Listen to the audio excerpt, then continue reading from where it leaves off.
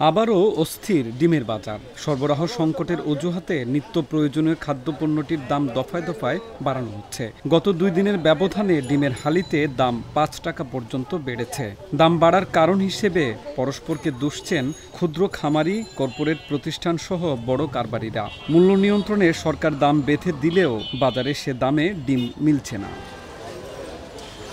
ক্ষুদ্র খামারিরা বলছে বাজারে ডিমের কোনো সংকট নেই। কর্পোরেট প্রতিষ্ঠান ও তেজগাঁওয়ের ব্যবসায়ীরা সিন্ডিকেট করে দাম বাড়িয়ে বিক্রি করছেন। তবে কর্পোরেট প্রতিষ্ঠানগুলো বলছে বাজারে ডিমের সংকট রয়েছে। বৃষ্টিপাত ও বন্যায় বিভিন্ন স্থানে সবজির ক্ষতি হওয়ায় ডিমের ওপর চাপ বেড়েছে। আগামী 1 মাসের মধ্যে বাজারে ডিমের চাপ কমবে। তবে ক্রেতাদের অভিযোগ, অদৃশ্য ডিমের সিন্ডিকেট আবারও সক্রিয় হয়ে উঠেছে বাজারে।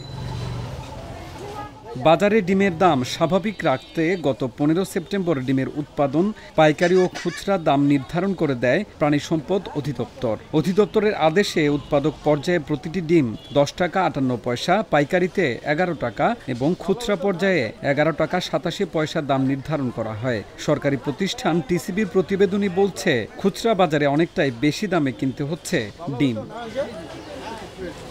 সরকারি প্রতিষ্ঠান ট্রেডিং কর্পোরেশন অব বাংলাদেশ অর্থাৎ টিসিবির বাজার তদারকির প্রতিবেদন অনুযায়ী গতকাল রাজধানীর বিভিন্ন বাজারে খুচরা প্রতিহালি ডিম বিক্রি হয়েছে 55 থেকে 56 টাকায়।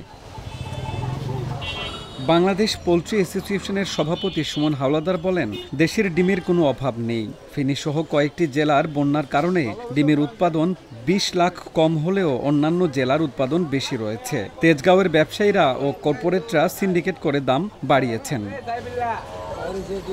এই বিষয়ে জানতে চাইলে তেজগাঁও পাইকারি ডিম ব্যবসায়ী সমিতির সভাপতি হাজী আমানতুল্লাহ বলেন, সারা দেশে দিনে ডিমের চাহিদা রয়েছে 6 কোটি। তেজগাঁও এলাকায় বিক্রি হয় 14 থেকে 15 লাখ ডিম। যারা এই ধরনের কথা বলে তারা প্রমাণ দেখাক। বড় প্রতিষ্ঠানগুলোর দাবি, ডিমের সরবরাহে ঘাটতি রয়েছে। পিপলস পোল্ট্রি অ্যান্ড হ্যাচারির ব্যবস্থাপনা পরিচালক মাহবুবুর রহমান বলেন, সম্প্রতি বন্যায় অনেক মুরগি মরে গেছে। এছাড়া মুরগির বাচ্চার অভাব রয়েছে। এসব কারণে মুরগি এবং ডিমের সংকট দেখা দিয়েছে। অন্যদিকে ক্ষুদ্র খামারিরা বলছেন, মুরগির খাবার ও বাচ্চার দাম নিয়ন্ত্রণ করতে না পারলে ডিমের দামও নিয়ন্ত্রণ করা সম্ভব নয়।